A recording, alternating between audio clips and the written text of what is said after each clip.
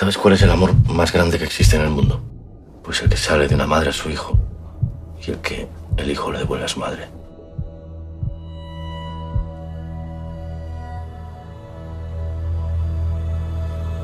¿Cuándo se notó este bulto?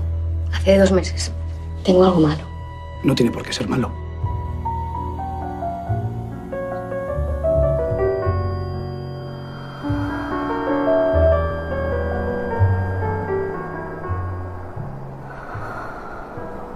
¿Es tu hija? Va a serlo. Lo que daría yo por irme con mi niño a Siberia a buscarle una hermanita. ¿A ti qué te pasa? ¿Estás enferma? Tengo cáncer de mama.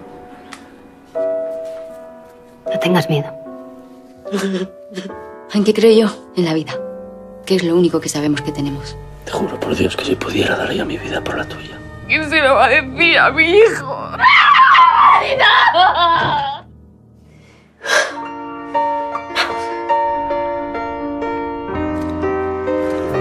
¡Vamos, Dani, vamos! ¡Vamos!